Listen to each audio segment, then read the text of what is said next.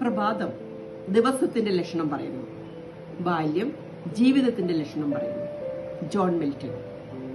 ഞാൻ Alice, counsellor, Prachodana centre for counselling and personal wellness, Perumbavoor. ഇന്നത്തെ insight ഷെയറിംഗിലേക്ക് എല്ലാവർക്കും സ്വാഗതം. കുട്ടികളുടെ ബാല്യം ഇന്ന് സുരക്ഷിതമാണോ? കുട്ടികൾ ശാരീരികമായും ലൈംഗികമായും മാനസികമായും പീഡിപ്പിക്കപ്പെടുന്നതിന്റെ വാർത്തകളല്ലേ നമ്മൾ ഓരോ ദിവസവും കേൾക്കുന്നത്. 3 ദിവസങ്ങളിലായി മനോരമ കാഴ്ചപ്പാട് പേജിൽ വന്ന പരമ്പര മറക്കരുതേ മക്കളാണെന്ന്. ഇത് വായിച്ചപ്പോൾ തോന്നിയ ഇൻസൈറ്റ് ആണ് ഞാൻ ഇന്നും നിങ്ങളുമായി ഷെയർ ചെയ്യുന്നത്. രക്ഷിതാക്കളും ബന്ധുക്കളും തന്നെയാണ് മിക്ക കേസുകളിലെയും പ്രതികൾ. അവഗണന. തിരക്കുകൾക്കിടയിൽ കുട്ടികളുടെ മൗനരോധനം കേൾക്കാൻ ആർക്കും സമയമില്ല. മയക്കുമരുന്നിന്റെ ദുരുപയോഗം അവരെ അനാഥത്വത്തിലേക്കും അപകടത്തിലേക്കും തള്ളിവിടുന്നു.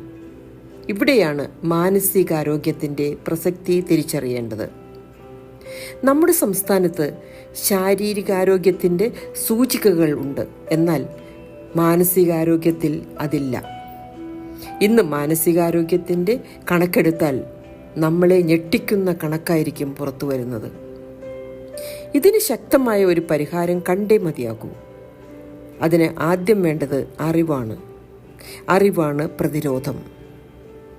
കുട്ടികളെ ശാസ്ത്രീയമായ അറിവിലൂടെ ഉണർത്തേണ്ടത് അത്യാവശ്യമാണ്. അതിനാണ് പ്രചോദന ഒരു പുതിയ നിലപാട് മുന്നോട്ട് വയ്ക്കുന്നത്. പ്രചോദന സീനിയർ ബുക്ക് ക്ലബിന്റെ 4ാം വാർഷികം ആഘോഷിക്കുന്ന ഈ വേളയിൽ കുട്ടികൾക്കായി ജൂനിയർ ബുക്ക് ക്ലബ് ആരംഭിക്കുന്നു.